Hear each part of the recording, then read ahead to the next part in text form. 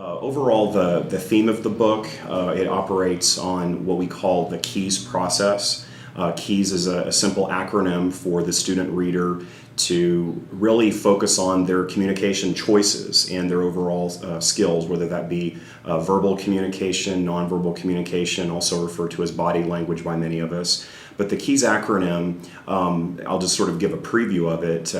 The K portion of the acronym reminds the reader to simply know yourself. It's important for us to all be reflexive communicators where we ask ourselves the question after any interaction, how did that go? Whether that's in an interview situation, whether that's in a mediation, conflict mediation setting, whether we're working on diversity issues within the workplace, and we're looking at really any industry, whether it's healthcare, oil and gas, real estate, human resources. The KEYS process resonates with students across industries and across majors. So again, K is know yourself, and that's one of the driving themes of the book.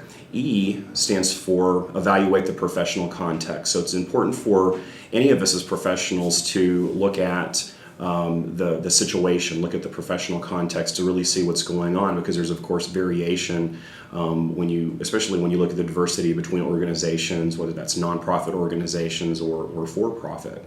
The Y portion of the acronym stands for simply your interaction occurs. And so it reminds people who are in professional situations. I mean, a lot of times we have people who will enter a leadership position, or we have the title, and we don't necessarily remember that we have to be responsible for the communication choices or that interaction that occurs on a daily basis, both in our professional as well as our personal lives. The last portion of the acronym is S, which simply encourages the reader to always step back and reflect after any sort of human communication interaction. And so again, in sum, it's KEYS, and it's a simple sort of organizing feature of the book. Overall, I think the highlight of the book is it really focuses on improving communication related to business settings and success. That's something that any undergraduate student across majors, and that's something that we really care about in all of our departments here at Missouri State, especially in our department here in the Department of Communication, which is housed in the School of Communication Studies. We're always wanting to connect our students with goals and resources for professional success in order for our students for all our bearers to be competitive in the job market, so they can go in with as our book talks about, for them to go in with a sense of professional excellence, and to realize that once we enter the job market, whether we're interviewing in a graduate school, medical school, or law school situation, that we always have to focus on those principles of excellence, because the global market's very competitive.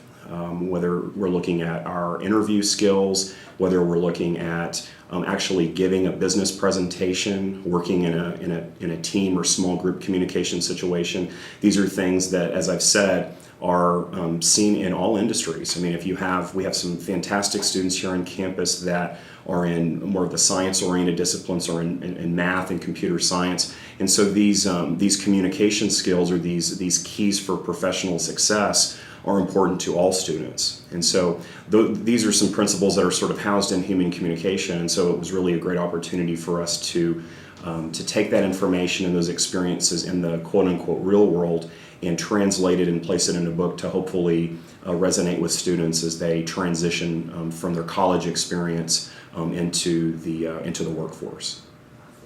Several things in the book in terms of challenges. We see challenges in the workplace, whether that be just the stress of work tasks.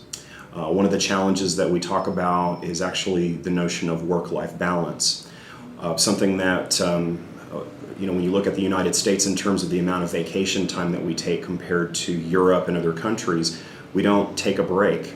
And when you look at the influence of new media, when you look at our smartphones, Blackberries, PDAs, all of the different devices that we engage as professionals and as parents, Just as when we look at our professional relationships as well, we're always tapped into new media. We're always checking our email. We're always refreshing. We're always looking at our network and maintaining our network, whether that's our professional network, whether that's responding to a professional email for our supervisor, or disseminating information to to the people that we might be leading. Another concept or challenge within the text that we look at is actually mobbing. And that sometimes when you go, what are you talking about, workplace mobbing? That sounds kind of dramatic, right? But we actually do. Sometimes there's dysfunctional communication. The organizational culture gets thrown off, and that's that dysfunction is fueled by personalities and toxic people. And so people moving into leadership positions have to have those communication strategies in order to take on people's behaviors that have serious consequences for business, for customer service, and many other factors in any sort of business situation. One of the other things that we talk a lot about is just the theme that communication is work. And that's true for, again, the college student who we address in terms of those communication choices during the interview process. But communication is work. That theme is also true for an executive. It's true for the CEO. It's true for the mid-level manager, because we have to remind ourselves, and this is sort of like one of our biggest tips, is that communication doesn't go away.